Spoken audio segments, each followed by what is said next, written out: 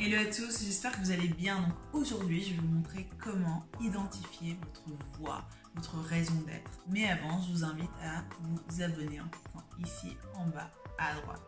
Donc on va s'inspirer aujourd'hui de l'ikigai qui est une philosophie japonaise. Ils sont très forts ces japonais. Pour eux, ça signifie la vie, la beauté, ce qui est prioritaire, la raison d'être. Première étape, ça va être de faire une introspection. Donc, de noter tout d'abord ce que vous aimez, vos passions, vos passe-temps, tout simplement ce que vous aimez faire au quotidien. Donc, prenez une petite feuille, un stylo et notez tout ça. Notez absolument tout. Si vous aimez faire des randonnées à la montagne, notez-le. Si vous aimez préparer des petits cookies aussi, si vous adorez les animaux, les caresser, en prendre soin, notez-le. La deuxième étape, c'est regarder ce pourquoi vous êtes doué. Donc ce sont vos compétences. Ce pourquoi on vous complimente. Mais ça peut aussi être des choses que vous voudriez apprendre. Car finalement les compétences, ça s'apprend. Troisième étape, regardez ce dont le monde a besoin. Donc une cause à défendre. Quelque chose qui vous tient à cœur. Quelque chose qui vous ferait sentir utile, plein, accompli, épanoui.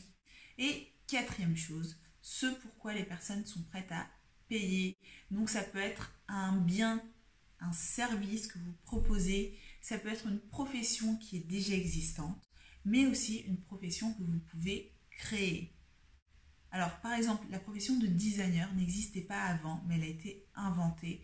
Pareil pour le coaching et pareil pour toutes les nouvelles choses qui sont en lien avec les nouvelles technologies telles que les applications mobiles. Donc ne vous limitez pas.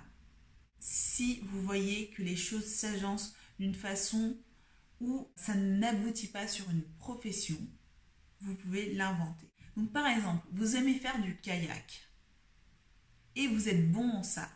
Comment faire? Donc soit vous pouvez vous faire sponsoriser, vous pouvez écrire un livre sur vos aventures en kayak, vous pouvez créer une association pour faire du kayak. Il y a plein de possibilités. Vous pouvez customiser des kayaks, les personnaliser et les vendre. Donc, il y a vraiment plein de possibilités.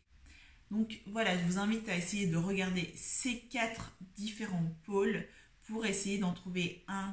Donc, ça réunira vos passions, votre mission, votre vocation et votre profession.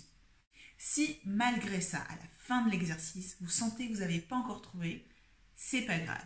Il y a une deuxième grande étape. Et donc cette étape-là, c'est de tester de nouvelles choses. Alors pourquoi? Je pense qu'on a tous une petite graine en nous. Cette graine de qui on est, ce pour quoi on est doué, ce qu'on est venu faire.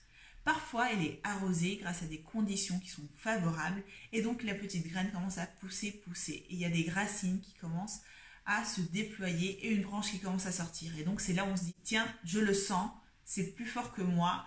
Je sais que c'est cette voie-là que je dois suivre.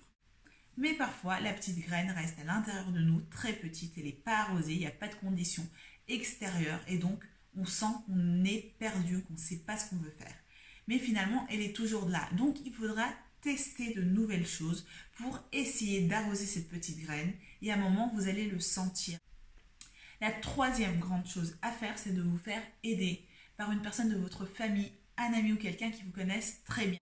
Donc, qu'il vous aide à trouver quelles sont vos compétences, les choses pour lesquelles on vous complimente et aussi les choses que vous aimez faire. Parce que par exemple, pour vous, ça va être évident que tout le monde aime voyager. Eh bien non, tout le monde n'aime pas forcément voyager ou pas au même niveau que vous. Donc voilà, il vous aidera à trouver des choses que vous ne voyez pas forcément parce que pour vous, c'est évident. Et pareil pour les qualités. Par exemple, vous êtes un très bon orateur. Et pour vous, c'est normal de parler.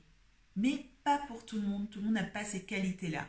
Donc j'espère que cette vidéo vous a plu. N'hésitez pas à la partager avec vos amis ou en tout cas de partager le concept.